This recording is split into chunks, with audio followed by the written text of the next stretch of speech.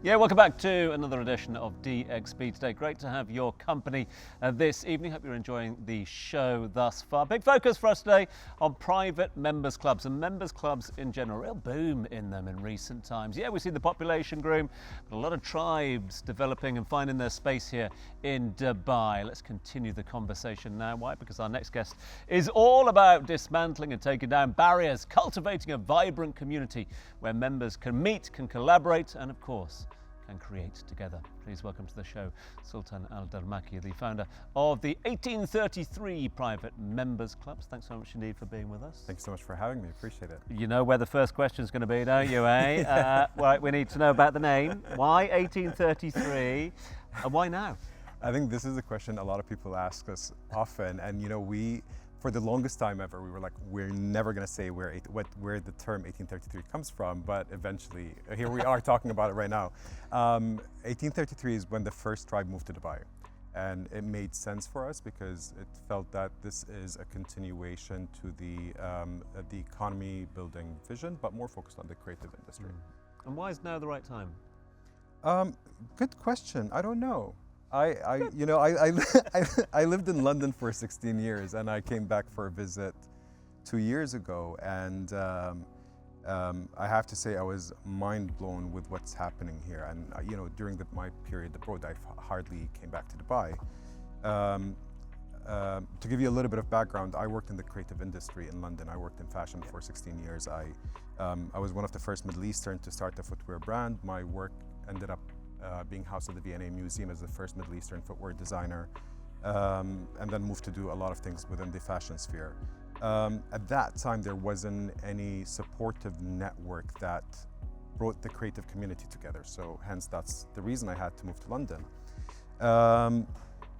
Coming back here 2 years ago, you can't not see that there's this entire creative renaissance happening in the region. And it's quite beautiful, and it's something that I really wanted to have in this region 16 years ago. But now at my age, I'm back here trying to be part of it. And I just wanted to bring people together in the sense that build a community where members can work and collaborate and support each other. And it doesn't have to be transactional. There doesn't have to be a fee to it. You can call up Miriam and say, hey Miriam, you're an incredible graphic designer. Would you do this for me pro bono, or support me, and I'll reciprocate with whatever talent I have in return. And it's been quite incredible. We've been in the business for 1 year, and the amount of work that we've seen that come out from the club is mind-blowing. Yeah. Is there a way you quantify it or measure it? That is there like a system where you can say these are the star people who have collaborated this year, this month, this year?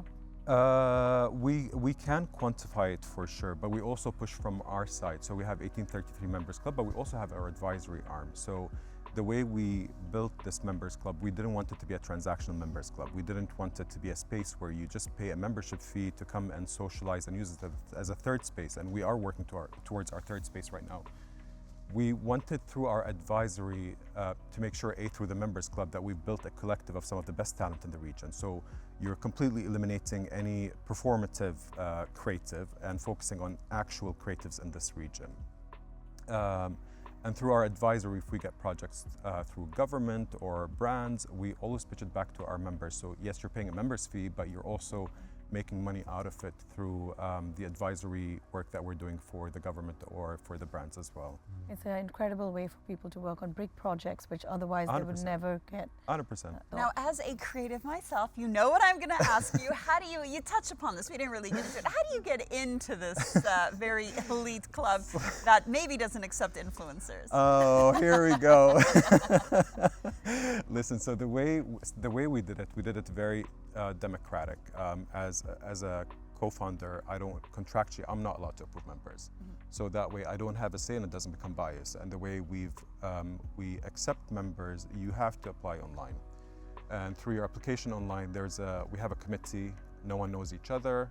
They don't know that they're part of the committee. They've signed a contract, and what happens, it goes through a voting system, and if they're voted in, then they're voted in. If they're not voted in, then this space is not for them. Ouch. I- It's not for you. But no, you're looking to influence policy in the region, and so I understand. No, I think we're also trying to, when I say we are generally trying to eliminate performative creative, we do want to do that, because one thing that I don't want to see happen in this region in 10, 20 years' time is, you know, good talent is buried under bad talent. So I just want to make sure that, you know, whoever is part of this, these are incredible talent. And to be quite honest with you, we are 12 months old, but within 12 months, we had incredible talent jump on board to support us pro bono. You have Lina Zeben, who's the chairperson of the 50 Best Restaurant Worldwide. She curates all of our communal table dinner just to celebrate Middle Eastern chefs. We have Firas Abu Fakhr, who is from a band called Mashrou' Layla, which you probably would have heard of. And he's part of a big music studio. Support us with selecting who is the music talent that we should feature on a monthly basis through our live session and our jamming sessions with our members, just to introduce them to new sounds and new artists and new genre that is fairly new in this region. You know, indie is a big genre right now in this region. There's a big movement with indie, so just putting these incredible artists to the forefront. So Sultan, when it comes to the actual space itself, what sort of way are you looking to curate that space? Has it got like a studio inside? Like you mentioned the whole cooking aspect as well. Does it have a kitchen? Is that your sort of mindset and direction you're going in when it comes to? So this is actually a very good question. A lot of people say, but are you a members club? You don't have a space yet? We are working towards our third space, but we also are aware that we need to see if there's a need for this community. First and foremost, before spending X amount of dollars into creating a third space. So we are technically digital nomads, and we've partnered with incredible brands to basically host our communal table dinners, our live sessions, our master classes, or on and off the record talks. So with the music sessions, we've partnered with Lulu and the Beanstalk at ICD Brookfield.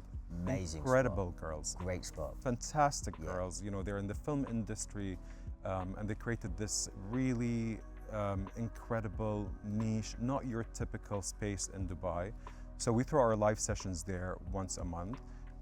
When it comes to the communal table dinner, whatever space we find. So our last one was, we hosted I think close to 60 members. The dinner was cooked by Yana Tabarini, which is an incredible young chef, 23, and we hosted the dinner in an empty apartment in Dubai.